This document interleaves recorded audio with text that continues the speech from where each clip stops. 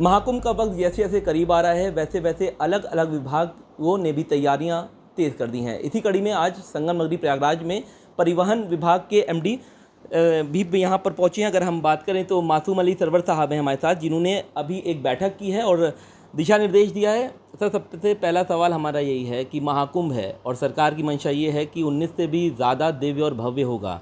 किस तरीके के आपने यहाँ पर निर्देश जारी किया है, किस तरीके से अलग परिवहन विभाग अपना काम करेगा और श्रद्धालुओं को कितनी अच्छी सहूलियत मिलेगी?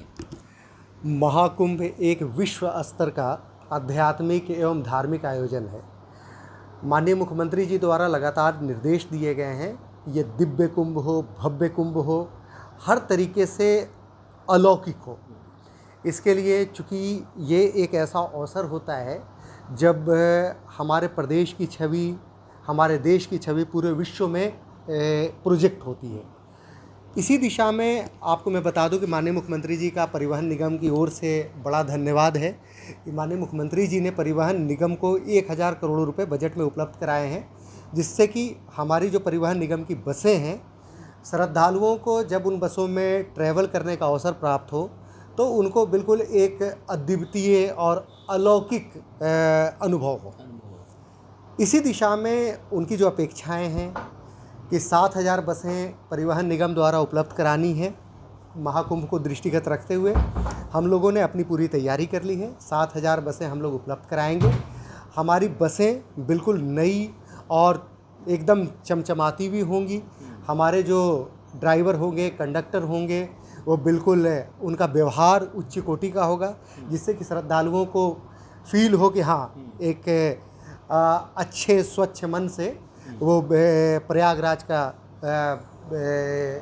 एक तरीके से महाकुंभ के अवसर पे यहाँ विजिट करने आए हैं। तो इस तरीके से परिवहन निगम के द्वारा पूरी तैयारी की गई है। जो हमारे कार्य होने हैं उसको हम लोग 15 अक्टूबर से लेकर करके 31 अक्टूबर तक जो मेला अधिकारी द्वारा जो हमें मैंडेट दिया गया है वो काम भी हम लोग कंप्लीट करा लेंगे। हमारी बसें की क्रय की प्रक्रिया चल रही है, उसे भी हम समय से पूर्ण कर लेंगे। हमारी बसें उपलब्ध हो जाएंगी। 7000 बसों का जो हमारा मैंडेट है, हम 7000 बसें तो उपलब्ध कराएंगे ही, उसके अतिरिक्त हम रिजर्व बसें भी रखेंगे, जिससे श्रद्धालुओं को किसी प्रकार की कोई समस्या ना आए। 9 अस्थायी बस स्टेशन बनने हैं, उसके लिए जो संबंधित जो भी विभाग हैं, चाहे विद्युत विभाग हो, हमारी बिजली की जो व्यवस्था हो, सारे जितने भी 2-3 विभाग हैं जिनको मिल कर करके ये कार्य कराना है, उनको मेला अधिकारी के द्वारा निर्देशित कर दिया गया है। वो लोग अपना काम कर रहे हैं। हमें जो एडिशनल मैन पावर का डिप्लॉयमेंट करना है, उसके लिए हम लोगों ने अपनी कार्य योजना बना ली है। समय से उनका डिप्लॉयमेंट कर लिया जाएगा।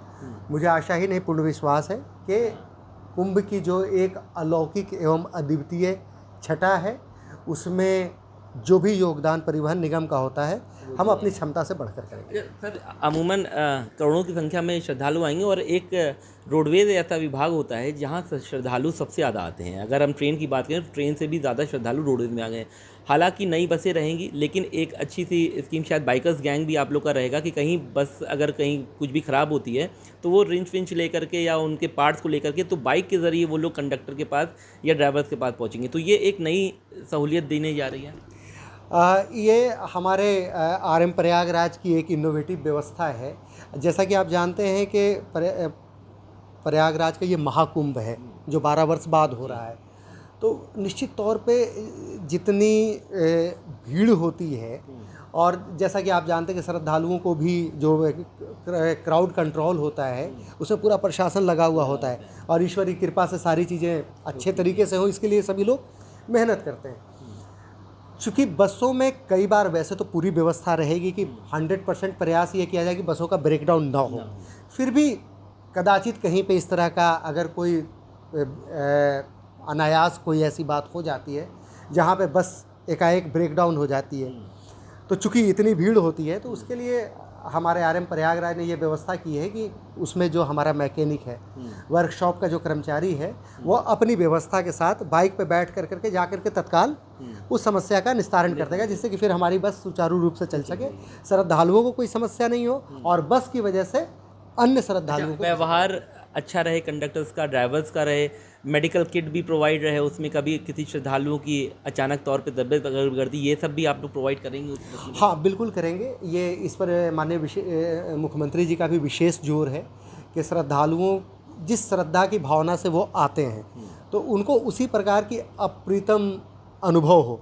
किसी के भी मिसबिहेव की वजह से उनकी जो एक श्रद्धा है उसमें किसी प्रकार का उनको कोई फीलिंग वैसी ना आए, इसके लिए जितने भी हमारे ड्राइवर हैं, कंडक्टर्स हैं, हमारे सारे अधिकारियों कर्मचारियों को ये निर्देशित किया गया है और लगातार उनकी काउंसलिंग अभी से की जा रही है कि उनके कारण किसी को भी उनके श्रद्धा भाव में कहीं कोई विघ्न ना पड़े। अच्छा, आखिरी सवाल हमारा यही है कि जो आज बैठक हुई है इसमें क्या और ज़िले से भी लोग आए थे, बांदा से, जैसे चित्रकूट के, वहाँ से भी आपने परिवहन लोग को बुलाया था? हमारे सभी आरएम, एआरएम, एसएम जो कि हमारे इस क्षेत्र के ठीक है, आसपास के सबसे नज़दीक के हैं और जिन्हें सबसे ज़्यादा कैटर करना है श्रद्धालुओं को, उनको फिजिकली यहाँ पर प्रेजेंट रहने के लिए बोला गया है। इसके अलावा बाकी वीडियो कॉन्फ्रेंसिंग से तो हम लोग सभी से बात करते ही रहते हैं।